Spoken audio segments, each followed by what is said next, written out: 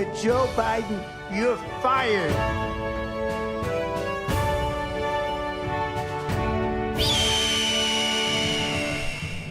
All right, well, that was quite the experience. We just got to listen to Donald Trump speak for about an hour and a half. We got the full Trump experience, the jokes, the stories, the circling back and forth between different stories. He's up there like a stand-up comedian. It really was vintage Donald Trump. And I got to tell you, the turnout was incredible. There was an overflow crowd of hundreds of people, if not 1,000 people, standing in the back of this venue. Of course, the entire venue up front was full as well. But it was quite something to be able to witness Donald Trump in action, doing his usual crowd work, which really, that's what it was. It was not the conventional speech.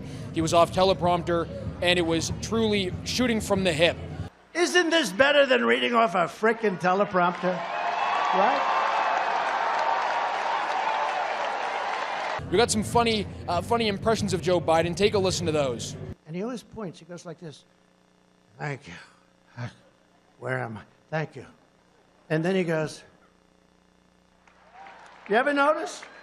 And it's always he ends up going in the opposite direction ultimately. But he goes. And then.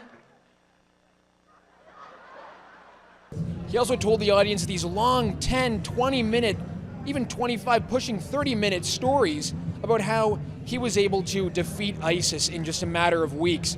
Take a listen to that. We have the greatest soldiers in the world, but they're not allowed to do their job. I proved that with ISIS. Our soldiers knocked the hell out of ISIS once I took over and took it away from our fake television generals. We have great generals, but not the ones like Milley and these guys on television. They're fake. I had generals that were really tough. I had generals that I had to hold back, okay? We have great military, and it's only woke at the top. I don't think it can ever be wokenized at the lower levels, because these are great people, tough people. I really don't believe they could do it. It was only at the top. I say, so General Mattis and all these guys that tell me back in Washington that it'll take 4 or 5 years to defeat ISIS. Why? Sir, it's not true, sir. It's not true. I said, what's not true? We can do it very quickly. How quickly? 4 weeks, sir. Wait a minute. I was told 4 years, and you might not be able to. Sir, we can have it done in 4 weeks. But I'd hit him from the left, I'd hit him from the right, I'd hit him from east and west and north and south, sir. They would be over very quickly. I said, well, why didn't they do it before? Because, sir, some of the ports and some of these runways are located in countries where they didn't want to be politically incorrect. We wanted to speak to some of the attendees as they left the venue to see what they thought of the speech. And of course, the biggest question on the minds of attendees at CPAC this entire week has been, who will Donald Trump pick as his vice president? That's the question that the straw poll downstairs was asking, and that's the question we wanted to ask attendees as they left the Trump speech. Take a listen to some of their answers. What do you think of the president's speech? That was great. If you were able to choose who Trump would pick as his VP, who would it be? It's a lot. I don't know. Maybe, I don't know. What do you think, Terry?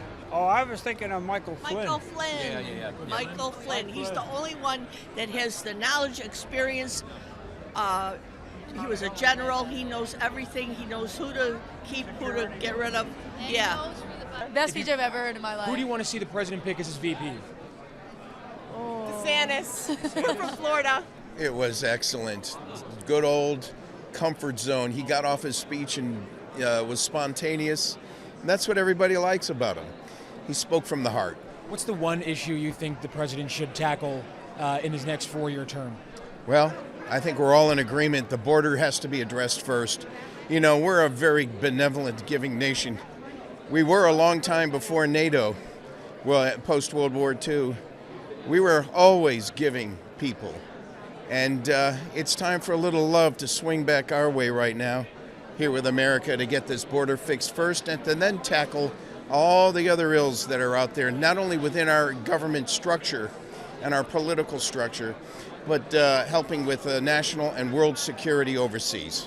What about a VP pick for Trump? Who do you like? They're all, well, the ones that are bubbling up, Kristi Noem, Carrie Lake, Elise Stefanik, the ladies seem to be pretty impressive. Although there's a few guys there that are looking good too. It was quite frankly one of the best speeches I've ever seen him give. You know, I like the stories It was really incredible getting to hear, what happened during the presidency. And I'm really excited for Trump to get back into the White House because we need some change. We have an incompetent president that was illegally elected, who quite frankly is not even supposed to be in the White House right now. How about a VP pick? Who you like? Well, right now I'm really pulling for Vivek Ramaswamy. He's a great guy. I think he has a great vision for this country. And the most important thing about Trump's pick for vice president is because whoever Trump picks, that could be the next president of the United States after Trump. So he needs to make a solid pick, and I think Vivek is the right pick. Oh, I thought it was great. I think he exceptionally, in an exceptional way, tied back in his stories after he'd kind of go off a bit in a way that obviously President Biden is incapable of doing. He brought up Biden's tendency to do 2-minute speeches. Trump is obviously capable of doing those much longer and making them much more interesting, so I'm very excited. What about a VP pick? Who you like? I like Vivek. I think that the choices that are actually realistically on the table are between Carson and Vivek, considering Carson's extensive resume. But me personally, I support Vivek. I think he could really capture the youth vote like no other. I think he's very, very smart. So yeah, I support Vivek. Great, it's wonderful. I like the instead of conservative is the common sense and is make a lot of sense. And for VP, who do you like? Who do you want Trump to pick as his VP? Oh, that's tough. Hopefully DeSantis. Trump's speech today was actually really funny. We connected with him. We love what he said today. I just think that I just really hope he could follow through if he does win. But I think we're really in jeopardy with this election. We really think it could be stolen. And then that would be it. If America falls, that's it. You know what I mean? How about a VP pick? Who do you want to see the president pick as his vice president? Well, Nomes, definitely. Kristi Nomes or Carrie Lake. Vivek, a lot of us, we don't know. We don't trust him. We hear some Soros money and his big pharmaceutical deals that he did. That's why we kind of don't really trust him, but I don't know. He might be okay. You don't want to have a too big enough personality, but you need a personality that will act like Trump, get stuff done, and shake the things in the White House. What did you think of the president's speech? Well, it was always fantastic. For a VP pick, who do you like? Dr. Ben Carson. How about a VP pick? Who you like? Vivek, probably. Vivek? Yes. I thought it was great and it was very powerful, and I think honestly President Trump is our only hope for saving our country.